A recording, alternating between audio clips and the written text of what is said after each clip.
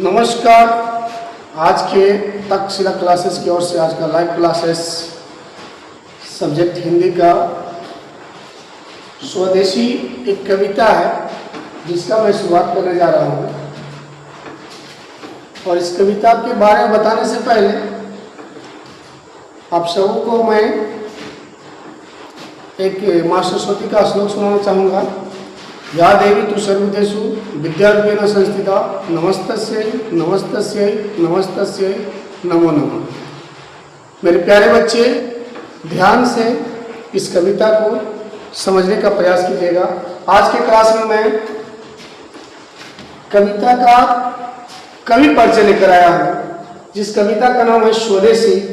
कक्षा 10 का हिंदी पद भाग का एक कविता है। इस कविता के कवि हैं बद्री नारायण चौधरी और ऐसे इनको प्रेमघन कहा जाता है। ये भारतेंदु जुगीन कवि हैं। ये मिर्जापुर में इनका जन्म हुआ था और इनका जन्म जो है 1855 ईस्वी में हुआ और मृत्यु 1923 ईस्वी में। और अति महत्वपूर्ण बिंदु इस कविता का यह है कि एक कवि बद्रीनारायण चौधरी प्रेमघन जी भारतेंदु जुगीन कवि हैं और इनकी मुख्य विशेषता है कि राष्ट्रीय चेतना के कवि हैं। और यहाँ पे आप स्लाइड पे देख रहे होंगे स्वदेशी। तो यह स्वदेशी कविता में स्वदेशी वस्तु अपनाने की बात कही गई है, देशभक्ति देश प्रेम और स्वाभिमान की बात की गई है, विदेशी संस्कृति का विरोध किया गया है, विदेशी भाषा और वस्तुओं का त्याग किया गया है। यानी मतलब आपको समझना है कि स्वदेशी एक राष्ट्रीय चेतना की कविता है।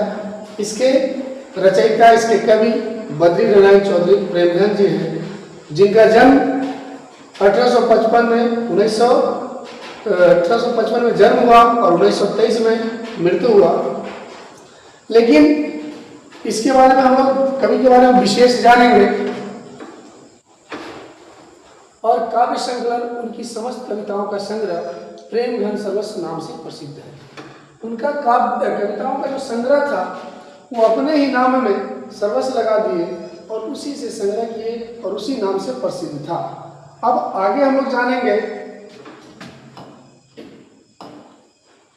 प्रसिद्ध नाटक। तो किनके नाटक? तो भारतेंदु जी का, भारतेंदु जी नहीं, प्रेमघन जी का नाटक भारत सौभाग्य प्रयाग रामागमन उनकी पत्रिका था। उन्होंने मिर्जापुर से आनंद कादम्बिनी जो मासिक पत्रिका था, उनका पत्रिका का नाम था आनंद कादम्बिनी जो मासिक पत्रिका था, और नागरिक नीरज जो साप्ताहिक पत्र था। यानी कह सकते हैं कि सप्ताह में पत्र के माध्यम से ज्ञान देते थे, महीना में पत्रिका के माध्यम से ज्ञान देते थे। तो उसका नाम था आनंद कादम्बिनी और ये साप्ताहिक पत्र का नाम था नागरिक नीरज।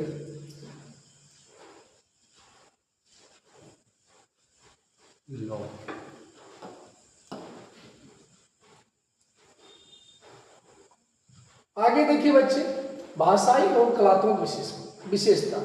यानी उनके पास भाषा का भी विशेष ज्ञान था और कलात्मक कला के भी बहुत विद्वान थे। कलात्मक गद्य प्रेमघन जी को आचार्य रामचंद्र शुक्ल, जो रामचंद्र शुक्ल जी हैं, अपने हिंदी जगत में बहुत ही प्रसिद्ध लेखक कवि इन्हें कहा जाए तो थे। इनके अनुसार अत्यंत कलात्मक और अलंकृत गद्य लिखने का शौक था किनके अंदर? तो प्रेमघन जी के अंदर। भाषा का प्रयोग कहा जाए तो उन्होंने मुख्य रूप से ब्रज भाषा और अवधी में काव्य रचना की। ये प्रेमघन जी जो थे वो ब्रज भाषा और अवधी में काव्य रचना की, लेकिन उन्होंने खड़ी बोली के विकास में भी महत्वपूर्ण योगदान दिया। यानी कहा जाए तो ब्रज भाषा को भी अपनाए, अवधी भाषा को भी अपनाए, साथ ही साथ खड़ी बोली को भी अपनाए, और ये तीनों भाषाओं के माध्यम से उन्होंने कविता काव्य जगत में अपना नाम कमाए और बहुत सारी कविताएं लिखी। लेखन शैली देखा जाए, यानी उनका लिखने का जो तरीका था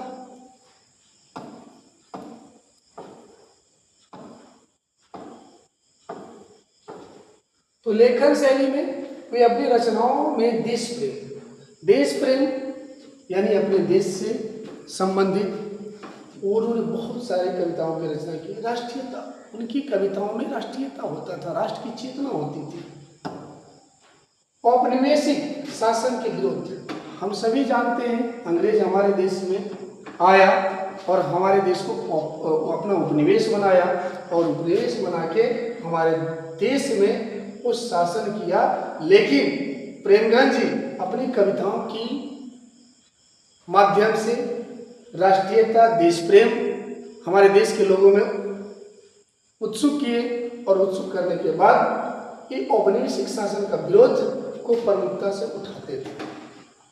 कविता स्वदेशी का मुख्य संदेश क्या है, तो इसे ध्यान से देखेंगे, ध्यान से समझेंगे कि प्रेमगंज जी का जो स्वदेशी कविता है, यानी कहने का मतलब कि अपने देश से प्रेम होना चाहिए, अपने देश के प्रति राष्ट्रीय चेतना होना चाहिए, ताकि हम अपने देश को ऊंचा से ऊंचा बना सकें, सबसे आगे दिखा सकें।